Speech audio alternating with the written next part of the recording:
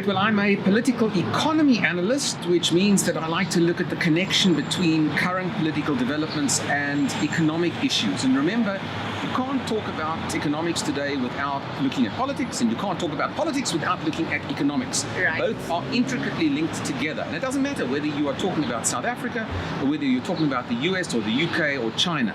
The linkages are there.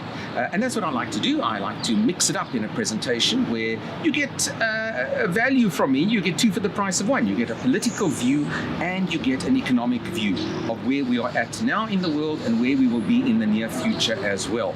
And I do this with a huge amount of research and data. Okay. I'm a research junkie, passionate about Yes.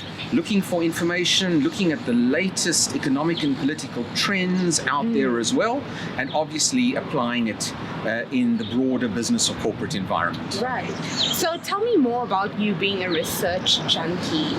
Why do you call yourself that? Well, it's wonderful when your hobby becomes your day job. It Right. creates a degree of passion in your life that you wouldn't have normally if it was just a fairly mundane 9-to-5 job. Yes. And I've had an academic background, multiple degrees at the University of Cape Town in South African and international politics. I've worked in the political sphere as a member, a public representative, as a city councillor, and a member of Parliament in the Western Cape Parliament. Okay. But I've always had a research bent. I've always enjoyed looking for facts and looking at information and interpreting that information and applying it to current conditions. Okay. And that's what I do. I mean, I will, trawl the world's reputable information sources for the latest data that I can find, and that's what I love doing, explaining it and analyzing it before a client. So where did this love for research come from? How did you find out that I actually love researching? Yes, it is a strange love to have. It is. But I think it's an academic bent that one has. Okay. And I suppose that's always been my core product, has been able to analyze academic research in a accessible way for an audience. And it's not just about doing the research, it's also about putting it across in a way that can reach an audience member that might not be an expert on the topics at all, but does need to be brought up to speed on economic and political issues as an essential part of their working environment. Well, how did all of this lead you to Keynote Speaking? Yeah, I think that's a very good question. And I never saw myself necessarily as someone who wanted to be on stage in front of an audience. But I strongly believe that in all of us, even the most introverted of all of us, there is a theatrical aspect to us. Yeah. And combining the research aspect with always being in the public light. I mean, when I was an academic, I had to speak in front of students. When I was in the political realm, I had to speak in front of my political party and my political opponents, for that matter, as well.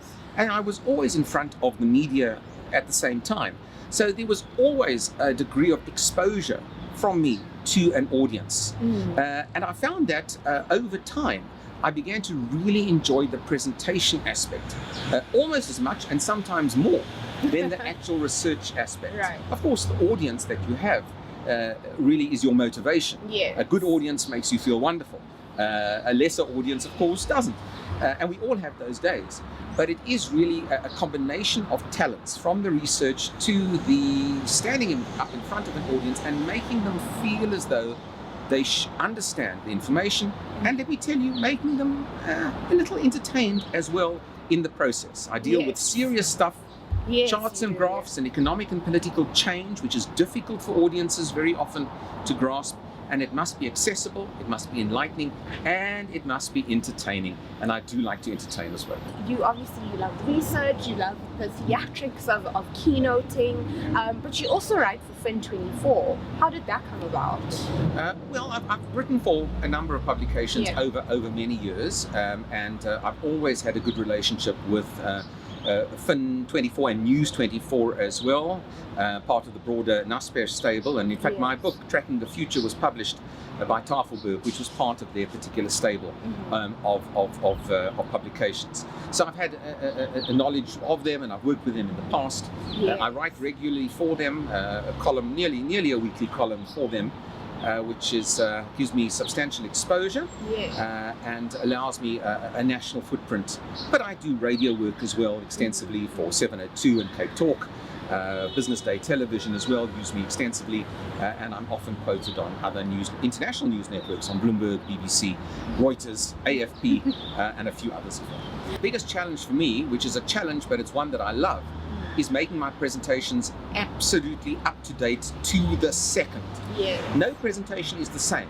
The shelf life of my presentation is more or less a day, because the graphs, the charts, the data, the political and economic changes through the various news sources that I gather every day really demand that I change my presentation constantly. And I'm very often, if I have a breakfast presentation, in many instances, I will be up earlier digesting the overnight news and trying to put something fresh, new and breaking news into the presentation to make it much more exciting and up to date. So it is a challenge. We are buffeted by a huge amount of data from thousands of sources every day. My own source gathering network is vast, and that takes a huge amount of assimilation of information. But that's the skill effectively that a client pays for, and assimilating all of that information into a 45-minute or an hour package is really the offering that I have for a client.